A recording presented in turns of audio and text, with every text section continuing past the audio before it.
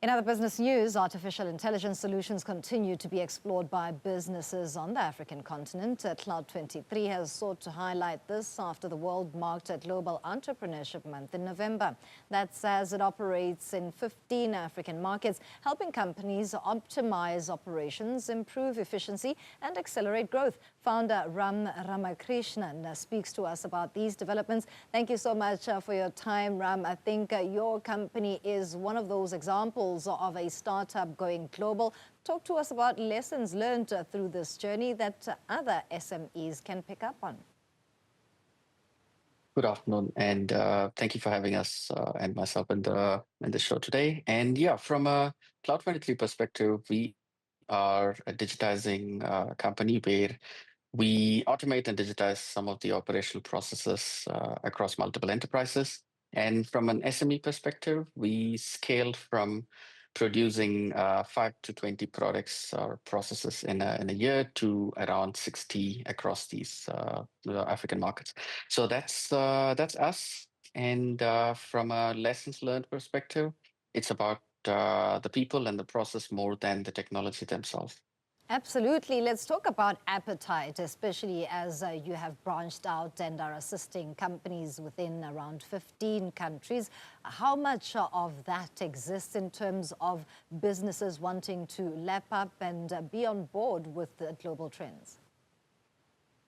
Sure, definitely. That's a great question because we do classify our programs between what's our change the organization initiative and run the organization initiative. I should say around 70% or slightly more is around change the organization initiatives, which is about making sure that we embark on the new technology, which is about making sure we piggyback on what's happening across the world, ideate, prototype, make it ready for our consumers in our South African or rest of African market. So yeah, it's more than 70% if you ask us for the number.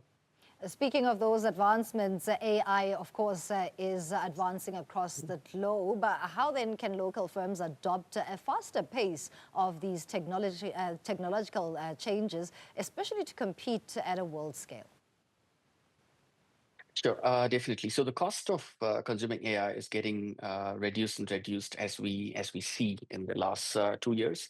And from an implementation perspective, I believe the biggest barrier at this moment for our enterprises are the ability to decide where to implement an AI automation tool or AI action. It can be anywhere from recruiting an individual, reaching out for marketing, getting a bank statement done, paying a customer or a supplier.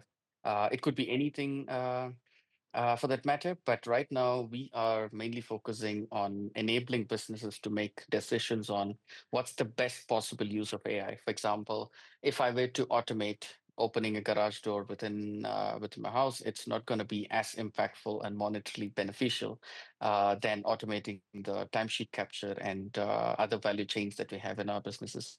So it's identifying those big ticket value prop, making sure that we prioritize it, and technology just follows. Right now, all I can confirm and say out of experience is like the technology is at the hands of the implementers and the customers. It's at the most cost-effective scale at this point in time. It can only get cheaper because of the competition, and it can only get efficient because of the way in which the big global conglomerates are investing on developing those AI tech, be it pictures, videos, actions, anything for that matter. I'm bundling all of them as AI, and we've been in this space right when machine learning was a thing. And for us to see this leapfrogging consumption in the market is quite fascinating. If you Absolutely ask me. fascinating. And for South Africa, is the landscape conducive for the required growth to compete with the rest of the globe, especially when it comes to upskilling young people? We do know that the country has a youth unemployment issue, but overall, there's an issue around whether individuals are being trained for jobs of the future. Sure, definitely. That's another challenge that we go through quite often. And for the last 3 years, we've been training at least 25 to 30 people to bring them on board. And what we more or less see is the curriculum and the system that the guys go through is not really as advanced as how the world is moving towards or the direction of the speed that it's taking. So we are strongly advising any and every individual or young grad or someone going through the universities, be it whatever year that you are in, get your hands dirty. Right now, the technology is available. Every big cloud computing firm is giving freebies to grads, people who wants to learn. They get access to the platform that's available within their budget and all of that. Get to learn from what is available online and solely don't rely on the textbooks. For example, uh, ChatGPT, the most famous one, Meta AI, all of these products go through 6 to 12 versions in a year. And our textbooks are not getting revised 12 times a year. So for me, that's what we are preaching. And it's working out as well. The more the hands-on the guys get, the more they are qualified to be in the, or more they're competent to be competing in the job market that's competing with the world. Right now, our principle or philosophy from a Cloud 23 perspective is we sit in this big fat time zone, which is GMT +2. And if someone can work in South Africa in this time zone, we are one of those privileged countries who can work across 60 other countries as well. So we are in the mission of making South Africa one of those global ICT consulting companies, and the region being famous for ICT as well from a revenue gen perspective. So for us, yeah, it's to make use of what's available, grab all the research and development programs that's available from big conglomerates, right, from AMD, Google, AWS, and so on and so forth, and don't wait for the syllabus to be changed in the textbooks and then for you to pick it up. Then it's going to be too late.